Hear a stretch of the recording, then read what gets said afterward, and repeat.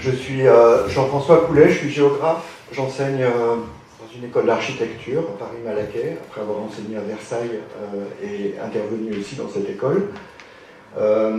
Alors, je ne vais pas alourdir déjà le programme de conférence qui a été extrêmement riche et passionnant ce matin.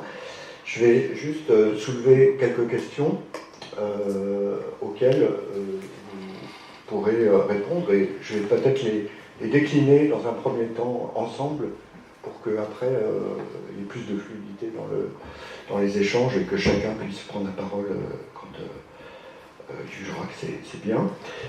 Ce qui m'a frappé dans l'ensemble des 4 interventions de ce matin, c'est que le problème de ces questions de paysage métabolique, dont on ne sait toujours pas vraiment exactement ce dont il s'agit.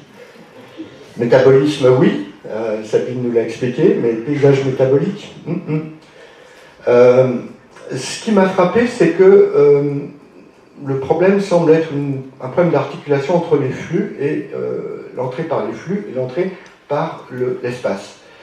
Et il me semble que de ce point de vue-là, il y a une différence entre ce que nous disent les Hollandais et ce qu'on entend souvent en France. En France, on parle souvent, et Jacques, comme Sabine, on parlait vraiment de, j'ai noté les mots, de conséquences spatiales, d'impact spatial, comme si l'espace, le territoire, le paysage, l'urbanisme subissait finalement ces flux, au lieu d'agir dessus. Et quand, Nico, tu parles de ce que tu fais, il me semble que le problème ne se pose pas pour vous, Hollandais, c'est-à-dire que vous prenez tout d'un coup les flux et les espaces et vous travaillez sans qu'il y ait un problème de différence de langage entre ces deux aspects. Voilà. Et du coup, je me demande, j'enchaîne avec une deuxième question qui est, est-ce qu'il y a des différences d'approche par pays, localement, sur ces questions de territorialité, de paysage? Je pense notamment à quelqu'un dont on n'a pas parlé du tout ce matin, qui est Alberto Magnaghi, qui a fondé l'école des territorialistes en Italie, qui est une école qui s'intéresse beaucoup à toutes les questions dont il a été question ce matin. Il y en a d'autres dans d'autres pays qui font des choses différentes. Donc, est-ce qu'il y a des différences locales? Est-ce qu'il y a des métabolismes locaux qui sont liés de manière étroite, plus ou moins étroite, aux caractéristiques du paysage local? Parce que je pense que ça, c'est une question importante pour les paysagistes. C'est est-ce qu'on aborde le métabolisme et le paysage métabolique avec des outils génériques, ou est-ce qu'on l'aborde avec des outils finalement localement un petit peu spécifiques? Et du coup, ça m'emmène à une autre question qui est quelle est la nature du métabolisme? Est-ce que c'est un outil? Est-ce que c'est une nouvelle approche du métier de paysagiste ou du métier d'architecte ou d'urbaniste? Ou est-ce que c'est carrément un nouveau paradigme? Donc, est-ce que c'est simplement quelque chose à travers lequel on regarde un existant, on analyse et on travaille avec des statistiques, ou est-ce que c'est une nouvelle façon d'envisager l'aménagement de nos espaces? Voilà. Après, il y a d'autres questions qui sont plus techniques, qu'on pourra peut-être aborder ensuite, qui sont les questions des barrières disciplinaires, qui ont été largement évoquées. Voilà, je pense que la phrase d'Edgar Morin, on a beaucoup appris à séparer les choses, mais on a oublié de considérer ce qui les réunit. C'est une phrase qui, je parle beaucoup aux paysagistes et en matière de métabolisme qui pourrait être assez utile. Et puis, est-ce que, à propos de ces outils, de conciliation de ces points de vue, est-ce qu'on peut être radicalement pluridisciplinaire, comme disait Sabine? Est-ce que le scaling up, tel que Nico nous l'a présenté, pourrait être une des façons d'être radicalement pluridisciplinaire? Alors, je commence par l'entrée spatiale. Est-ce que, en France, on ne subit pas un peu plus l'espace qu'en Hollande, pour le dire d'une certaine manière, ou est-ce que l'espace n'est pas soumis à la dictature des flux dans notre façon de voir les choses? Je sais pas, moi, quand je regarde une photo aérienne, une image satellite de la région de Rotterdam, j'ai pas l'impression de voir une région avec des terroirs à la française, j'ai l'impression de voir un plan d'occupation des sols, un territoire complètement fonctionnalisé. Alors, je ne sais pas ce que vous en pensez. Je pense, par rapport à cette entrée spatiale, il y a deux dimensions ce que sont les espaces, bon, il y en a dit sur la différence des vues aériennes et la manière dont on les approche. Et moi, je n'ai pas tellement l'impression que les différenciations soient nationales. Je pense que c'est principalement des différenciations disciplinaires. Il est vrai que, on ne se refait pas, moi j'ai une formation d'ingénieur, bien que l'ayant complétée par une formation d'urbaniste, et il est vrai que pour l'ingénieur, le flux, c'est super facile. Enfin, c'est facile. Bon, après, je vais dire super compliqué, mais en fait, c'est pas si compliqué que ça. On est éduqué à voir les choses à travers des flux, à travers des équations de l'hydraulique, etc., etc. Et du coup, on a beau dire, oui, bon, ok, les gars, maintenant, il faut spatialiser tout ça, et blabla, on a des difficultés à le faire. Donc je pense que là, ça renvoie à la question de l'interdisciplinarité et du dépassement de cette omniprésence du flux qui a été fondatrice de l'ingénierie, qui a été d'ailleurs aussi fondatrice de l'urbanisme à une certaine époque, et qui est très dominante, et notamment quand on aborde les questions énergétiques. Après, juste, je voudrais répondre sur la question du paradigme. Alors moi, je me méfie beaucoup des changements de paradigme parce que, à force si on faisait la liste de tous les changements de paradigme qu'on aurait dû observer depuis qu'on s'occupe de l'environnement dans les années 60, on serait devenu complètement pas là, hein, parce que je ne sais pas dans quel paradigme il faudrait qu'on s'inscrive. Et donc, moi, je pense qu'il faut être assez prudent et modeste. Le métabolisme, c'est un outil, une façon de regarder les choses qui est extrêmement intéressante. Mais je pense qu'il faut toujours se poser une autre question, c'est quand je fais ça, qu'est-ce que je perds? Et on se rend bien compte qu'on perd des choses, surtout quand on a des approches purement quantitatives. On perd notamment la dimension sociale, les approches du métabolisme, alors pas toutes, hein, d'ailleurs on vient de voir un exemple, sont quand même souvent des approches très surplombantes, donc qui ont tendance un peu à gommer les spécificités, etc. Donc voilà, je pense que moi je m'en tiens à dire que c'est une notion, et c'est peut-être timide, mais je pense que c'est peut-être plus raisonnable. Une autre chose, moi je travaillais un peu soit aux Pays-Bas, soit en France, donc je connais un peu les deux réalités.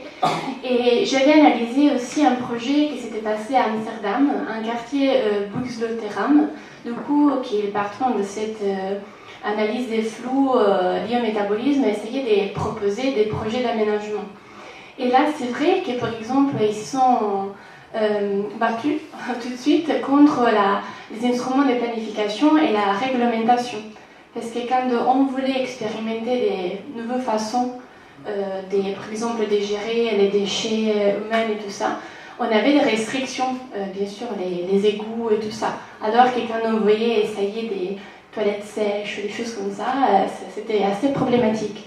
Et donc, ils ont été obligés d'avoir à cette statut des Leading Labs pour essayer d'expérimenter avec aussi des nouveaux modèles d'aménagement de l'espace et de la planification pour proposer quelque chose d'un peu différent. Du coup, des toilettes sèches au lieu des égouts et des choses comme ça.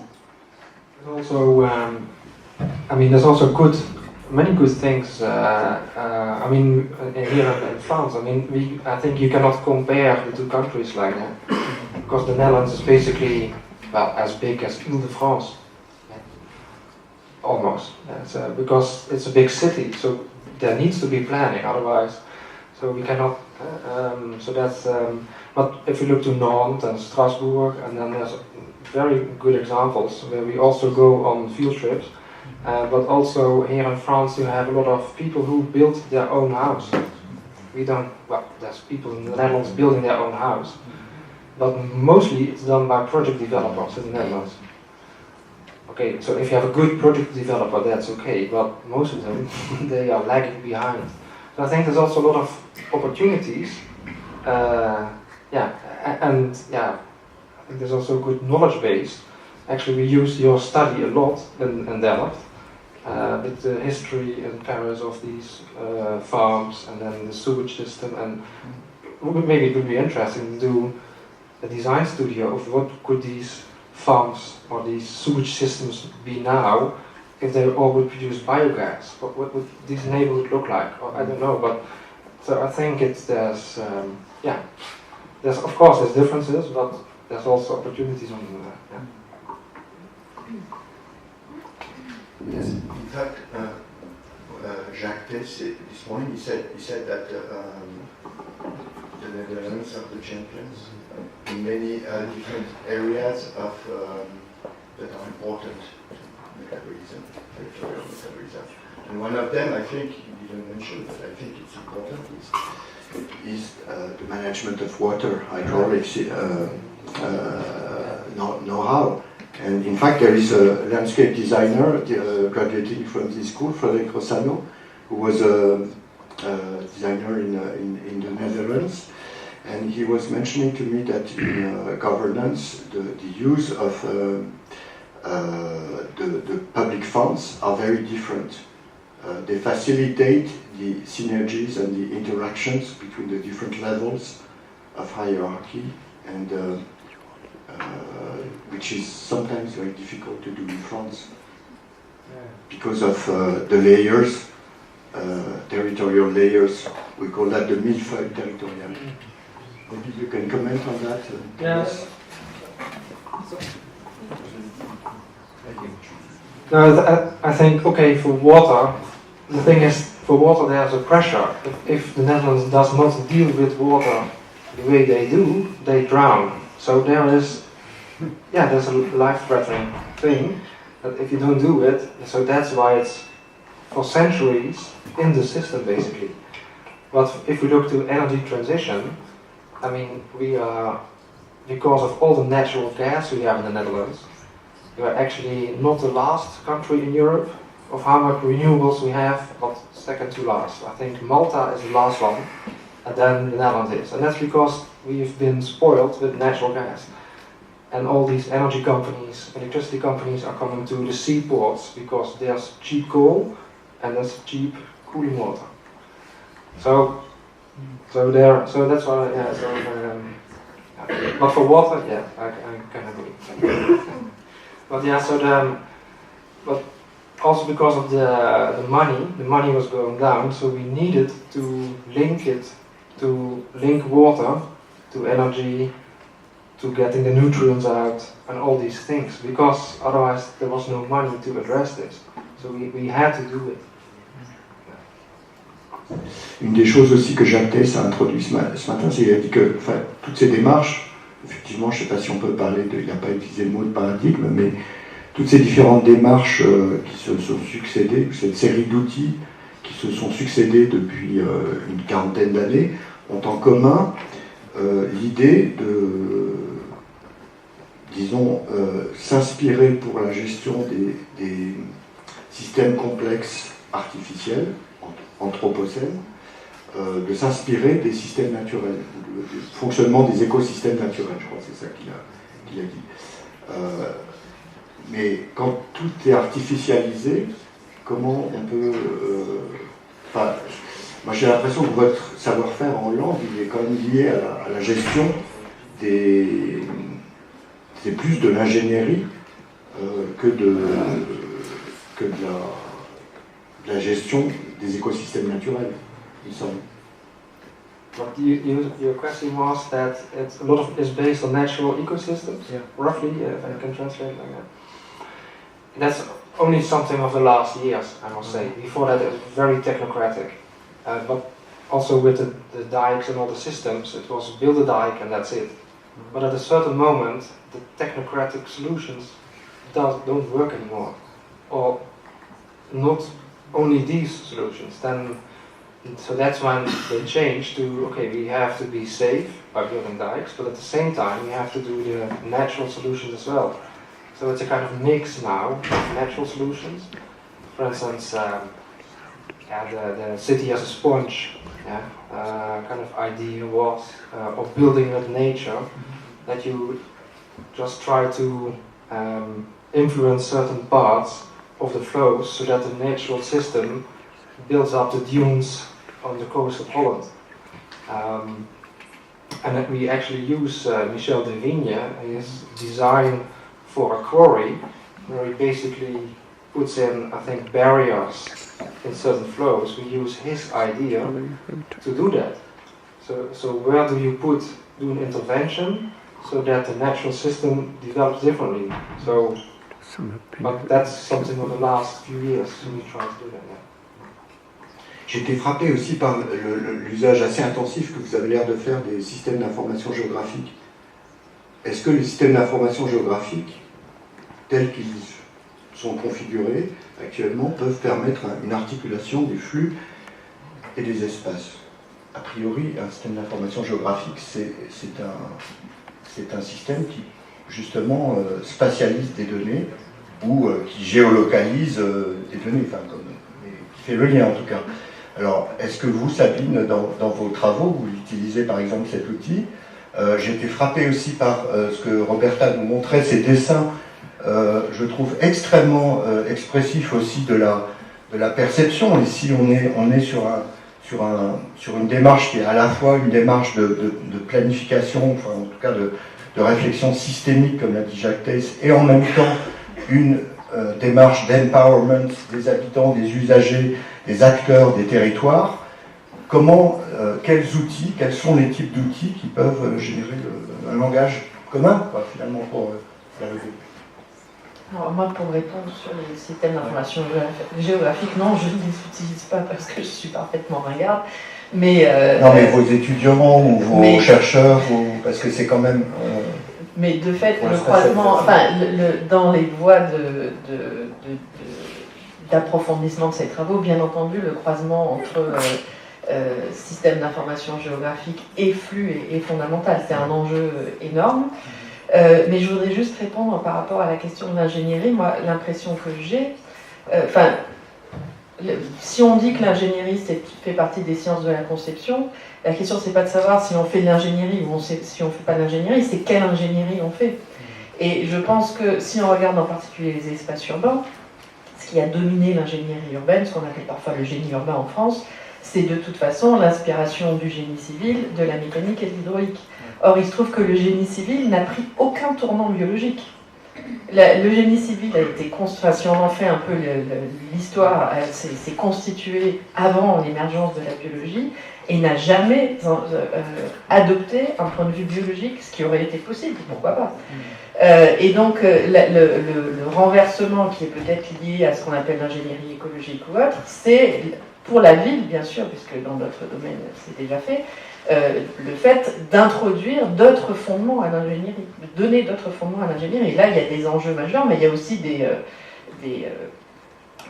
presque des conflits professionnels ou des enjeux de pouvoir aussi entre ce qu'on appelle corps, enfin même si c'est un peu plus souple maintenant, mais bon, voilà. Donc je crois que là, il y a quand même quelque chose un élément de réflexion important. Comme ça, je ne parle pas des cycles parce que je ne connais pas.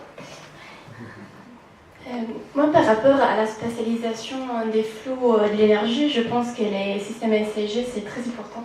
Moi aussi, j'ai essayé un peu de commencer à l'utiliser, parce qu'on a vu, par exemple, dans le Energy Potential Mapping qu'ils ont présenté, que c'est très utile, parce qu'on peut voir de façon spatiale où il y a des manques, bien sûr pour des grands motifs, mais voilà, où il y a des manques d'énergie, où il y a du potentiel, avec des tâches, et après penser comment on pourrait peut-être les relier. Donc rien que ça, on ne parle pas peut-être des paysages, mais au niveau spatial, je pense que pour la transition énergétique, c'est très important. Ce que j'ai bien aimé, c'est que tu as conclu tout à l'heure en disant l'énergie, finalement, c'est une des couches du paysage, des layers du paysage. Et peut-être, justement, la vocation des paysagistes est de faire la synthèse de toutes ces couches du paysage. Et moi, je suis frappé par les travaux de Dirk Simons et des autres en Hollande, des paysagistes hollandais qui sont extrêmement... qui ont une approche très synthétique du territoire, plus que celle que je vois chez les architectes ou chez les urbanistes, en tout cas. Donc, moi, je pense que la question des outils est quand même très importante, parce que vous avez aussi... Ça m'a frappé dans les dessins que tu as montrés, deux types de dessins. Un dessin en espèce de coupe ou une vue frontale d'un paysage avec une circularité qui se dessinait. Et là, ça c'est quelque chose qui échappe complètement au SIG. C'est un outil de paysage. C'était un paysage. Oui, je ne dis pas que c'est seulement ça, je pense que ça peut être un outil à utiliser. Après, ça ne suffit pas. Je pense qu'il y a aussi une vision tridimensionnelle, en tout cas en couple, que c'est important. Mais là, c'était un paysagiste qui avait fait ça. Il avait par contre réfléchi en premier en plan. Quand j'avais lui posé la question de l'énergie, et il avait essayé de créer des synergies. Mais après, c'est vrai qu'il avait fait l'étape d'après, du coup, de dessiner qu'est-ce que ça pouvait être dans un paysage, du coup, en précisant que l'énergie ne devait pas dominer tous les restes. Donc, Roberta, toi, tu es optimiste. Bientôt, on pourra designer des projets, concevoir des projets avec les flux.